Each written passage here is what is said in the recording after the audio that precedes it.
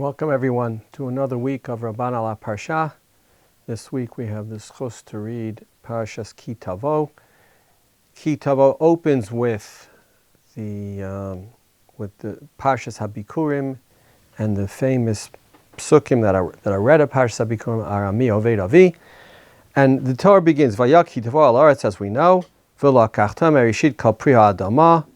And then we read, Uvatal hakohen asher yihiyeh bayamim hahem va'amarta elav higadti hayom la'adonai Elohecha kivasi el haaretz asher nishba Adonai la'avotenu latet lanu. Okay, higadti hayom la'asher. So the Ramban is bothered, right? You say to the kohen, higadti hayom la'Hashem Elokeinu. Higadti means I say, but what's really going on in the pasuk?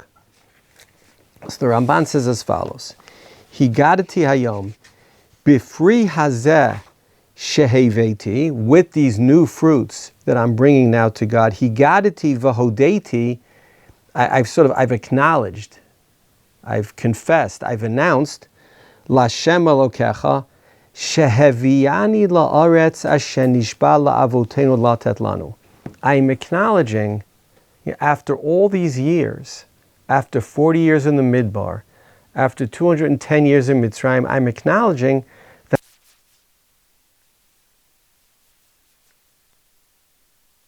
V'hinei Hashem mikayem divaro. It's sort of like, the average Jew is making a valedictory address. I've suffered a lot. I've been in Golus all this time, but now God is actually fulfilling His words. Va'ani modeh u'mishabeach lishmo, and I am acknowledging and praising His name. Right? I'm stopping for a second. What's Parshas Bikkurim? I'm stopping for a second, and I'm saying, here's my history. Arami oved avi vayed Mitzrayim vayog Hashem b'msei ma'od vayisham l'goy gadol atzum v'arav vayarei. Right? Va'achshav v'hinei heveiti Hashem. Right? I'm coming and I'm acknowledging in some formal way something which otherwise may have gone unnoticed. Vitam higadati, what does it mean? I said, kimo siparti. Yeah, exactly that. V'chein vayaged Moshe es divrei ha'am el Hashem. God knew what the people said, but nevertheless, sipur. O haya perusho higadati l'cha hakohen u'l'chol ha'omdim ha'ela. The second pshat, says the Ramban, it's not that dissimilar, is I'm saying to you, the kohen, and to all the people who are standing around, ha'hagada hazo, He L'Hashem Elokecha. I'm acknowledging in front of all of you that God has done all this for me. Kilomar lishmo, for His own name. Kivati el haaretz asher nishba la'avotenu kihu heviani elav la'avdo ba'aretz. Right? God has, after all of these years, brought me, for His own benefit. But as a fulfillment of His own promise to us, He's brought us to Eretz Yisrael, where we can do mitzvot. When I've mentioned before, and we've seen it before, right? The Ramban thinks that the Ikar Makom Avodat Hashem is Eretz Yisrael. I'm not implying, maybe I'm implying, but I'm not saying that in Chutz La'aretz that's not the case. But there's no question, the Ramban thinks there's a higher level of Avodat Hashem, there's a higher level of connection, of Hashgacha Pratis in Eretz Yisrael. And the Jewish people, or in this case, the average Jew who's coming and bringing Bikurim, is saying to HaKadosh Baruch Hu, now I'm going to get a chance to experience that. Now I'm going into Eretz Yisrael and I'm going to be able to worship you in a way and on a level that I was unable to worship you in the Midbar and certainly in Mitzrayim before I got the Torah.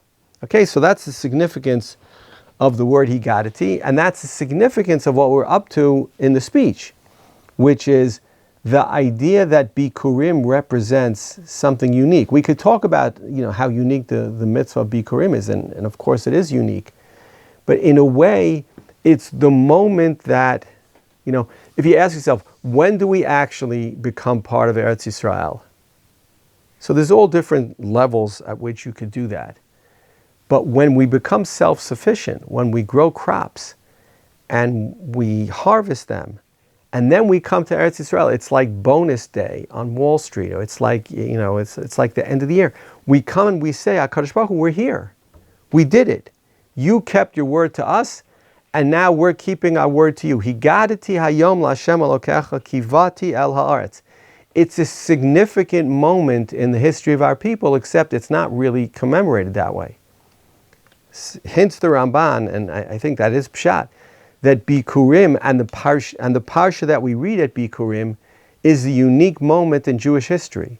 And the fact that we did it every year doesn't make it any less unique. Okay, that's Higadati hayom. Now, if you go through the psukim, so we say all Vayishma Hashem et kolenu vayarta aleinu, right? We say all the things. Vayiviyenu olam makom hazeh. It's really a lovely, wonderful story, and it's also then you come to Bir Masros, and then you really come to the end of the speech. Moshe Rabbeinu started the Chukim u'Mishpatim speech back in Va'eschanan Ekev Re'ei Shovtim Ki Teitzei Ki Tavo. It's a really, really long speech. And now you get to the end of the speech in Pasuk Yutes. And the Torah says, the last Pasuk, Uletitecha elyon al kol hagoyim asher asa litihila ulishem uletifaret v'lihiyotecha am kadosh la'Adonai Elohecha kasher diber. And again, you might miss it. Ulesitecha elyon, and to make you supreme over the Gentiles. It's a point that we're a little uncomfortable with. But Moshe Rabbeinu concludes the speech by saying the following. And says the Ramban right. Shi'ahalelucha kol amei haaretz bihiyot Hashem karov b'chol korecha elav. The Gentiles will praise you that you're so close to God that when you call out to Him, He answers. And when I say, we're uncomfortable with it, but we often like to think, it strikes me, that our relationship with our Kadosh Baruch Hu is what it is, and who cares what the goyim think, right? Who cares? I'm pressing the goyim. I do it for myself. I don't do it for the goyim, and that's true. But the pasuk points out to us again, the last pasuk, the culmination of the longest speech in the Torah, of the dominant speech in Sefer Devarim. The pasuk says, "U'lesitcha elyon al kol hagoyim." That's a big deal. What the we're not so comfortable with it, but what the Gentiles think of us matters, and the fact that they admire us, and the fact that they say, "Look at these people." It's not just that they're inheriting Eretz Yisrael. It's that they have a unique relationship with HaKadosh Baruch Hu. And our relationship with HaKadosh Baruch Hu and God's role and God's existence in the world is in fact dependent to some extent, not just on us, but on us in the sense that how other people think of us. When the Jewish people do something great, the Gentiles respect us. When, God forbid, the reverse happens, the Gentiles don't respect us. Rav Amital Zatzal always used to refer to the Holocaust as a chil Hashem. And I remember thinking to myself, what did we do wrong? Is he blaming us? That's a chil Hashem? And he said, no.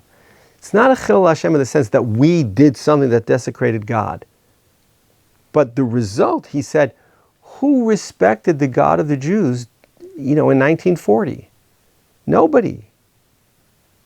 Right? It's not our fault. We didn't do anything. But the fact of the matter is, we are the method or the medium through which HaKadosh Baruch Hu exists in this world. And when we do something worthwhile, right? Rav Amital referred to the founding of the State of Israel as a Kiddush Hashem. So it wasn't a Kiddush Hashem that you're doing a mitzvah. It was a Kiddush Hashem that people looked at the Jews and said, the God of the Jews has returned to the historical stage. This matters because they matter. And they matter because their relationship with HaKadosh Baruch Hu. And it's really a significant point that God's reputation, how people view God, is seen through us. And when we're great, and when we do God's will, and when God is good to us because we deserve it, God's name is made greater in this world. It's a Kiddush Hashem. And Gentiles respect God more.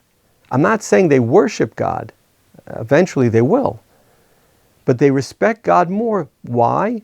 Because of us. Ulesitecha elyon al kol hagoyim asher asa litihila l'shem l'tifaret. And God will make us great because the Gentiles will see us as great. And we shouldn't dismiss it. Lama yamur goyim bira'ah hotziam laharogotam beharim ulachalotam al pnei adama. When Moshe Rabbeinu needs to save Klal Yisrael after the Chet HaEgel, that's what he refers to. Lama yamur goyim bira'ah. Why should the Gentiles say? So God could have said, who cares what the Gentiles say? I care about the truth. You deserve to be punished. But he doesn't. He says, Salachti kidvarecha. So we shouldn't minimize our role in the world, and we shouldn't minimize what the Gentiles think of us. It's important. Now, I'm not saying we should refrain from doing something and we shouldn't go to war and we should do... No, I'm not saying that at all. But I'm saying somehow or another it matters what the Gentiles think of us. It matters to us. It matters to HaKadosh Baruch Hu. It matters in the Pasuk. Okay, that's the end of Moshe's speech. What's the first part of the next speech? Vayitzav Moshe v'ziknei Yisrael ta'am le'mor shamor et kol ha'mitzvah asher anochi mitzaveh etchem hayom. Okay, you have to keep all the mitzvahs. We know that. V'haya bayom asher tavu et hayardein el ha'aretz asher Adonai Elohecha noten lach v'hakei motalecha avanim gedolot v'sadeta utam basid. A strange mitzvah. Says HaKadosh Baruch Hu, when you cross the Yarden, pick up gigantic stones, v'sadeta utam basid, v'chatavta aleihem et kol divrei Torah azot ba'avrecha. Okay, l'ma'an asher tavo al ha'aretz asher Adonai Elohecha noten lach l'cha eretz zavad chalav udvash kasher divrei Adonai Elohei avotecha lach. Okay, write down v'chatavta aleihem et kol divrei Torah azot. So what's kol divrei Torah azot? Are we really writing the entire Torah on the stones?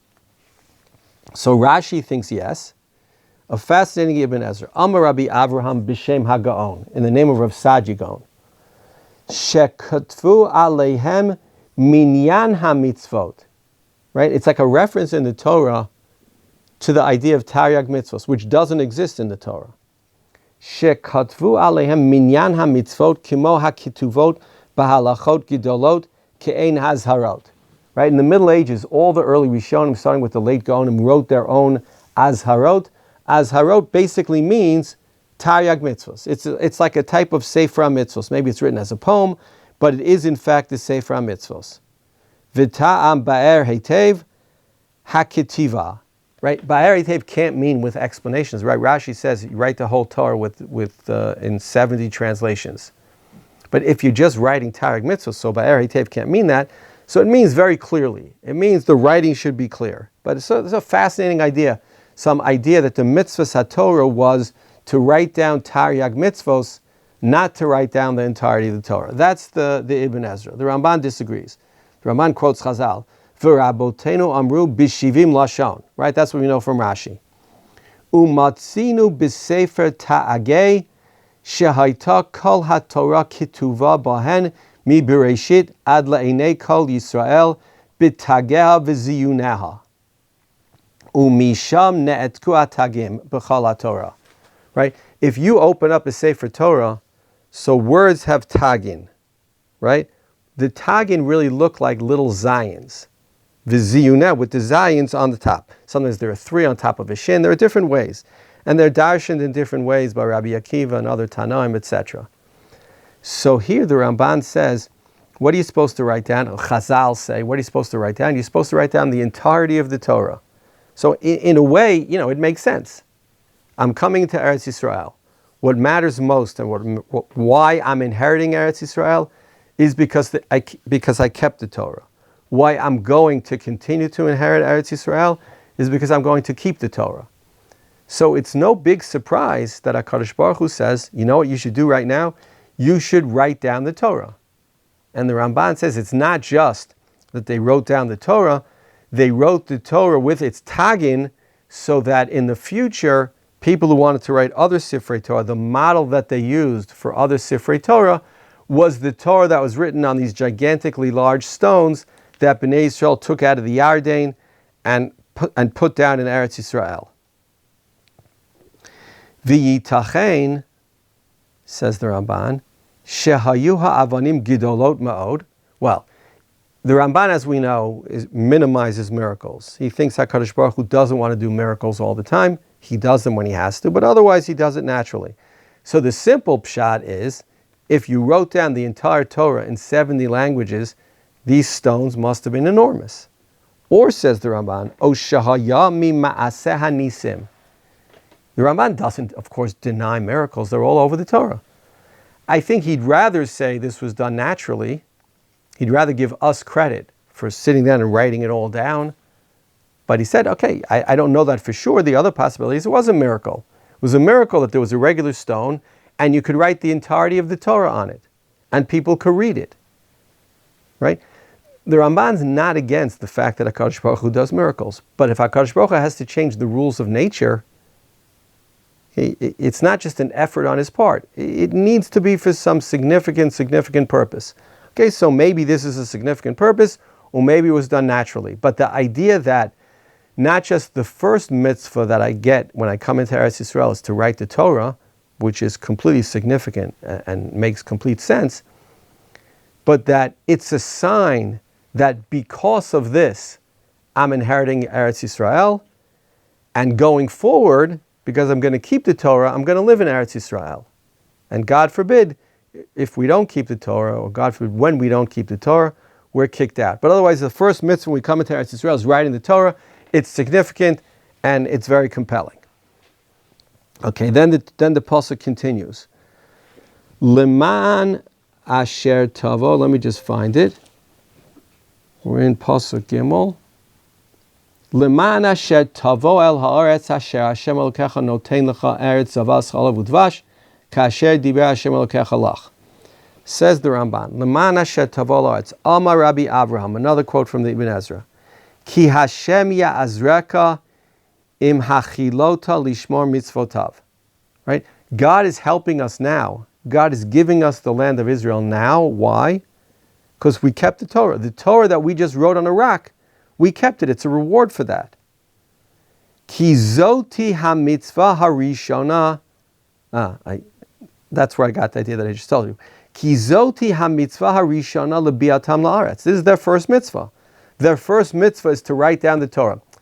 Not so much because it's important to write down the Torah, because it's a sign. It's significant because we're saying this is the reason we're inheriting Eretz Yisrael.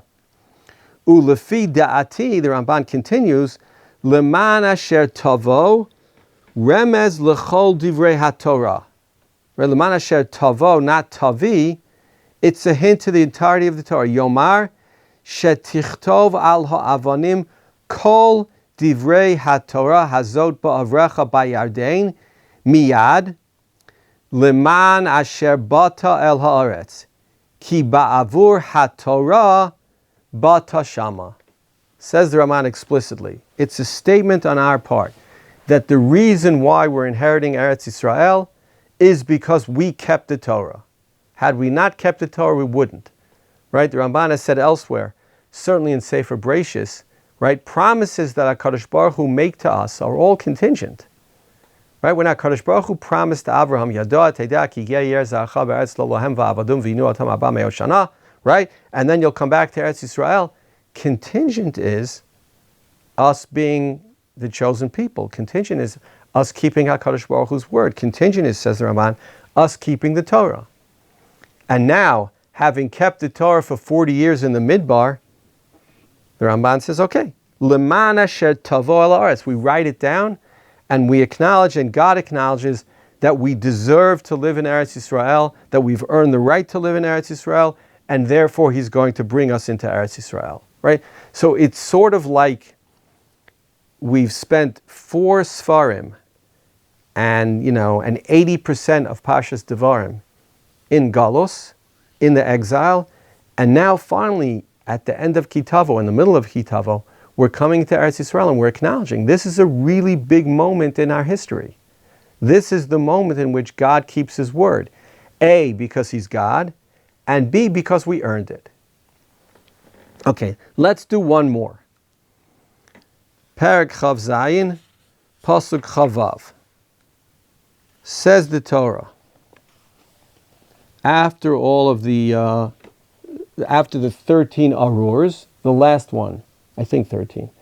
Arur asher lo yakim et divrei haTorah azot la'asot otam va'amar kol ha'amamein. So we have all these specific arurs, don't do this, don't do that, don't do that. And finally, cursed is a person, or would we be, if we don't keep the Torah. Okay, so first of all, the obvious message in this, which the Ramban doesn't need to say, is that there's more to the specifics, right? It's not just taryag mitzvos, it's not just do these things, don't do these things, but there's arur lo yakim et divrei Torah azot. There's something bigger than that. There's kiddoshim tiyu. There's va'asita hayashar v'hatov. There's being godlike, which can't be encompassed in a particular mitzvah. But the Ramban is saying, or the Torah is saying, it's not just the do's and the don'ts. There's a bigger message here, and there's the idea that, if the Torah doesn't specifically tell you that you have to pay your taxes, it doesn't change the fact that we know from the Torah that you have to, it's what a person should do. It's what a moral person should do. It's what a law-fearing, a God-fearing person should do. Okay, so we know that. But there's a different message here that the Ramban has, and I think it's fascinating. Kan kalal et kol ha-Torah kula. Here, asher lo yakim et divrei Torah azot includes the entirety of the Torah.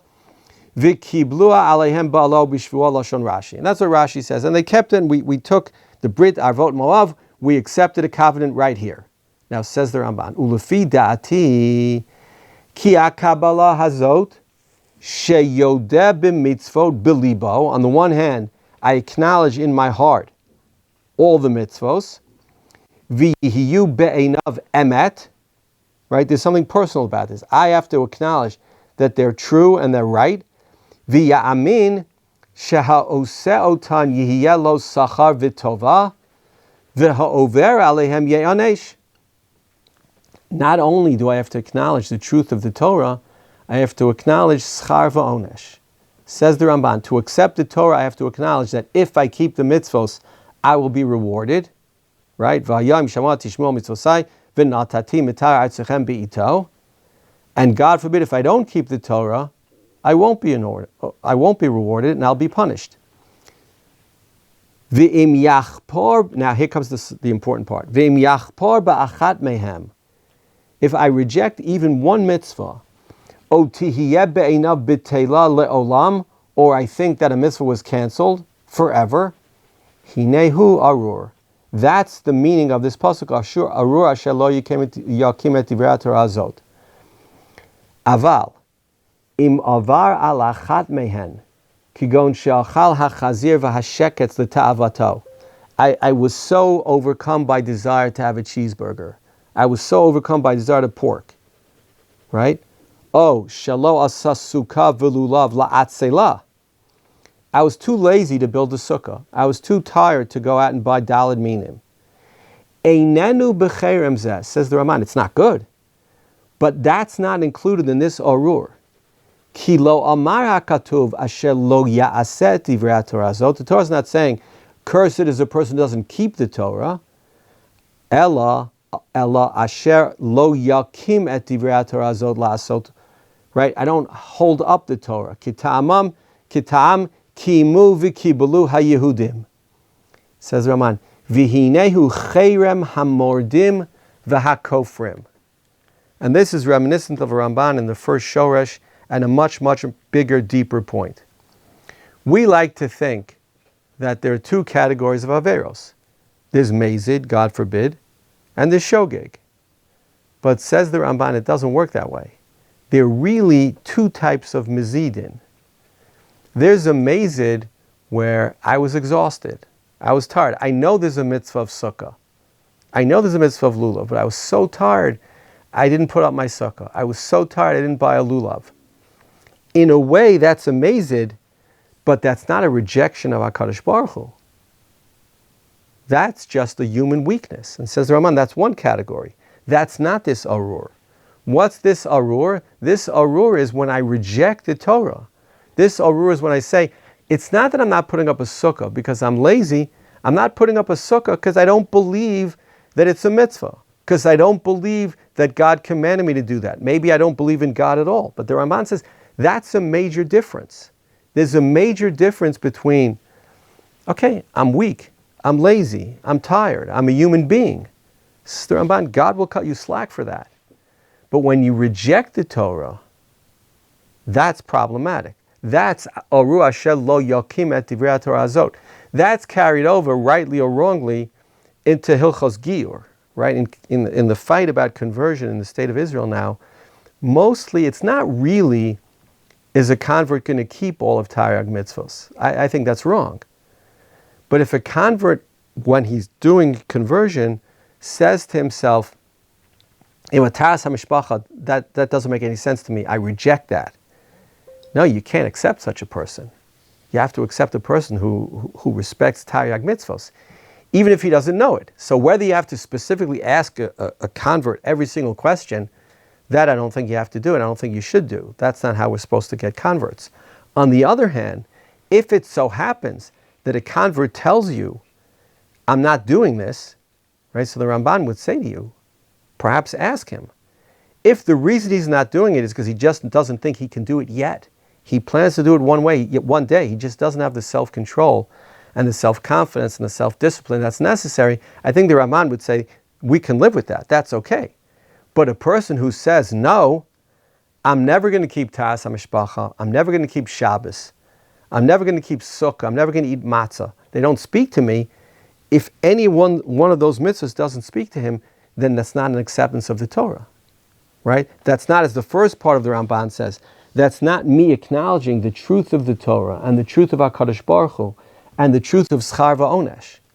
So in a way, now that the main speech is over, now we're doing the covenant. And the covenant requires me to acknowledge the truth of the Torah, meaning every single mitzvah in the Torah. It doesn't mean I can't sin. It doesn't mean I can't be a human being. I can. I'll feel bad about it afterwards. I'll do tshuva. I'll try to be better next time. But you're allowed to be weak. You're not allowed to reject.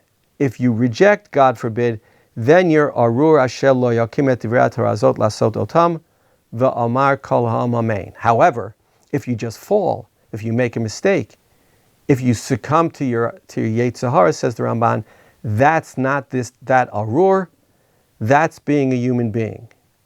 And we want to be better, and we're going to try to be better, but we have to acknowledge, I think, says the Ramban, that we're weak, and we make mistakes, and we fall, and we'll try to be better.